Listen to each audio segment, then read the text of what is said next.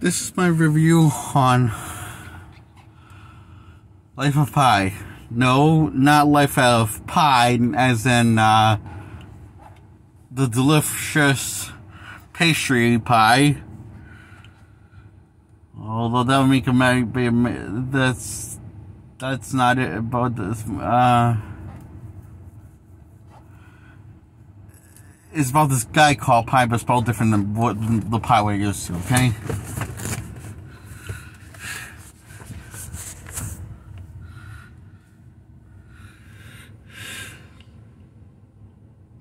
The kid's kind of an idiot, though.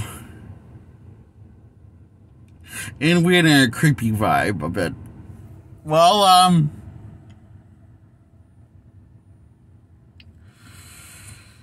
that's more, I don't know why, but maybe that's because he falls in love with the tiger. I actually think that's exactly what happens in the movie. He falls in love with the tiger.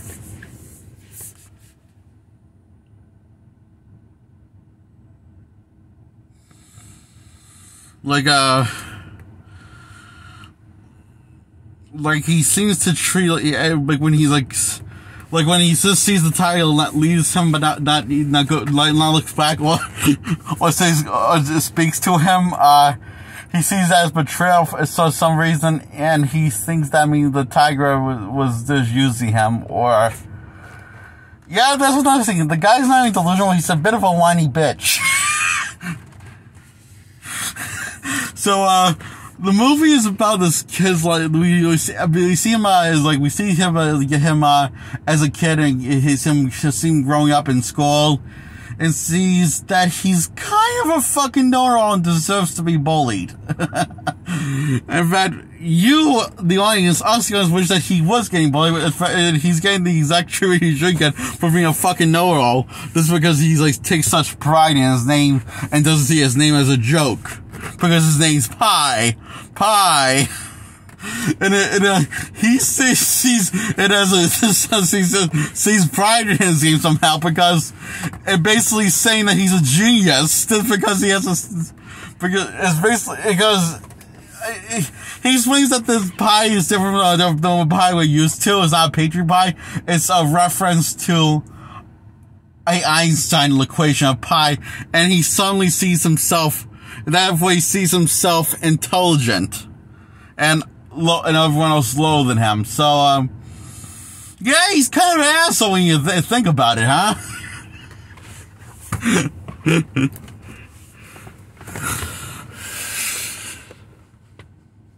And rightfully so, everyone now hates him because he basically says that he has the, because of it. So, because he's like, this has to be like, know about his name, about the knowledge of what the reference is from, you know?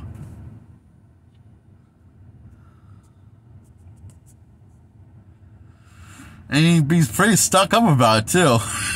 Yeah, so, cut to years later, blah, blah, blah, a bunch of other series it's unlocked. Yeah, so a bunch of scenes later, as an adult, he starts working on a ship, and meanwhile, it is like, yeah, so he actually is working on a ship, and then he becomes a castaway. Well, not really a castaway. He's like still on a small boat. Is that a stowaway, Dad? Dad? Yes. Say it again. A stowaway is when someone's on a small boat and abandoned by himself, right? No, that's a castaway, I think. A stowaway is somebody that sneaks on a ship. Oh, I know there's a difference, okay? So he is a castaway. And, he's on, this small boat with a bunch of wild animals that can't really learn to get along.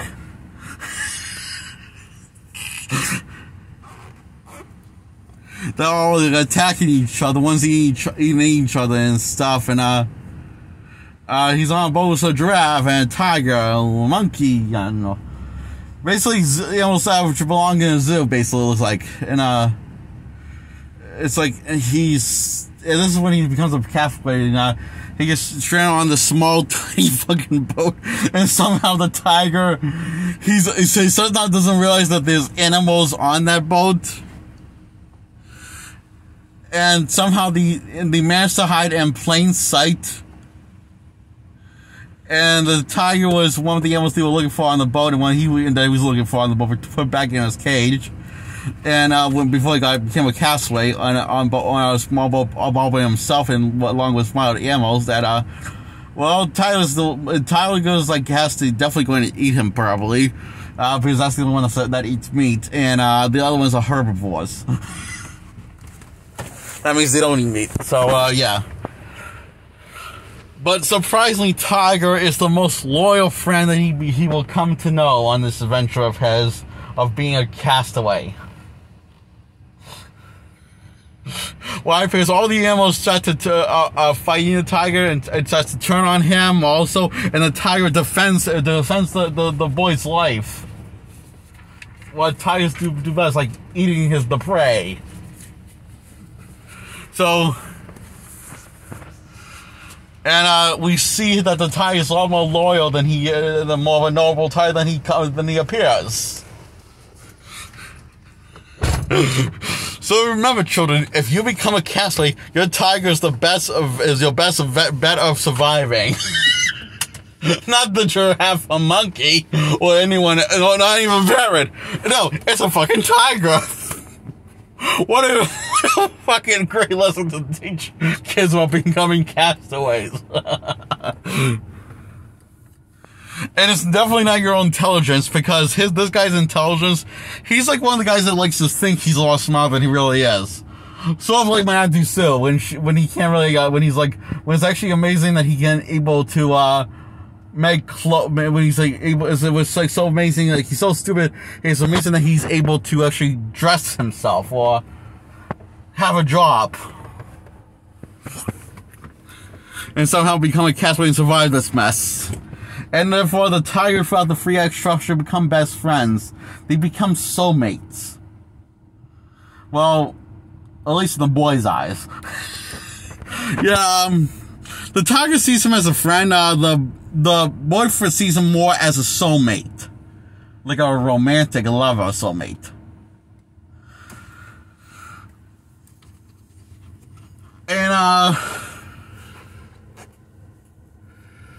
And they see these nighttime and daytime scenes, beautiful things in the water, and scary things as well in the water, passing them by night and day. And then one day, they survive together. They survive together, the tiger and the boy. And the tiger just leaves the boy leaves the boy be, and instead of eating him, which. And instead he's like leaves his boy be, leaves the boy live his life, and the tiger goes into the wild, escapes into the wild, on the island, where is salvation, people, and so as in it's populated island, so the tiger left into the wild. Where he can actually eat as much stuff as he wants, make less whitey friends. Unlike the boy. I kind of wish the boy kind of got to eat him, because, he was kind of ungrateful, the tiger, the tiger actually left him and not eated him. Because as a grown man, when he's has a family, when he's older man, like in his middle age or something, he's telling the story of this entire event, of the events of his days growing up, and days that he was being interviewed, of what happened on the boat, and how the reporters never believed him about anything, not even about the bananas flowing in the water. So he tells them a different story, a story with humans, but it's basically the same story. It's just with humans instead of animals. And be on the boat. Instead of being on the boat with animals, it's on the boat with humans. So he tells them a different story, the reporters. So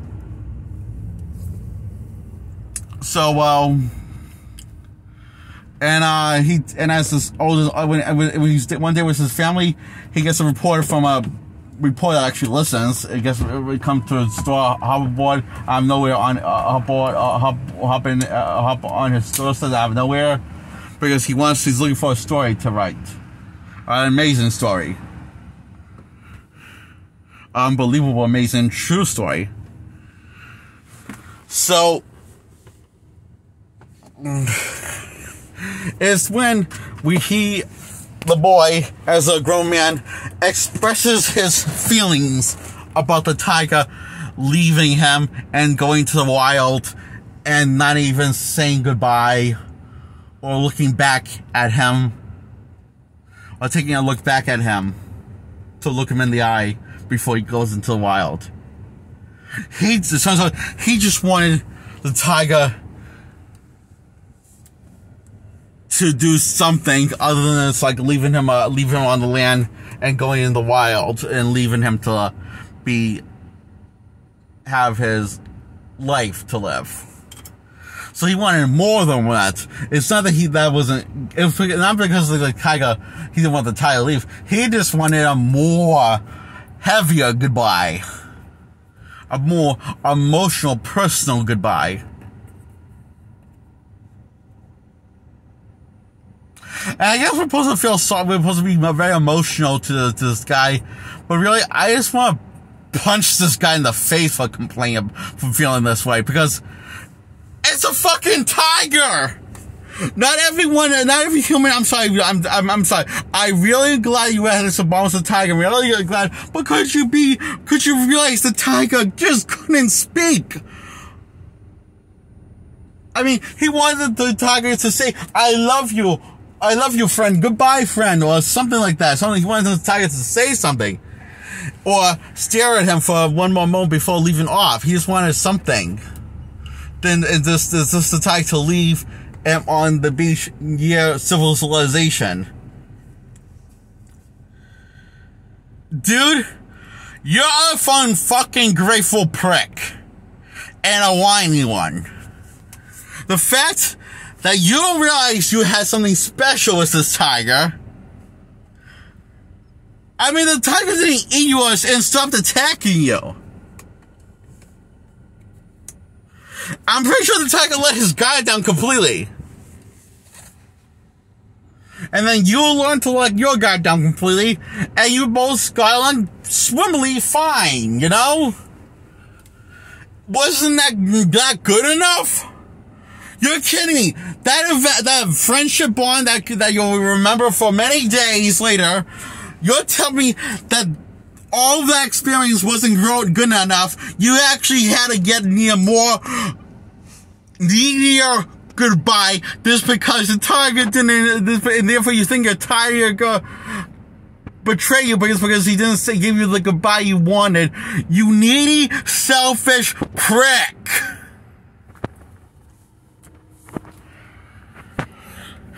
Go to hell!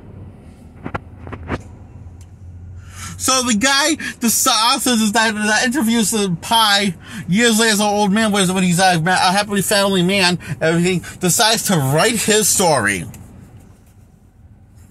and publish it.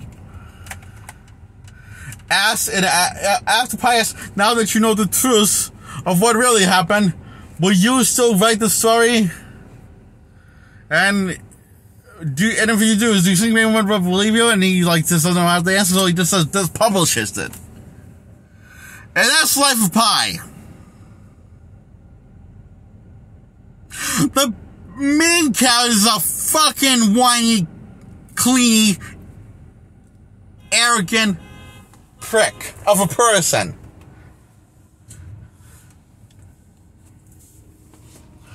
So I probably would have loved this film if the character wasn't so clingy and whiny over the tiger not saying goodbye to him.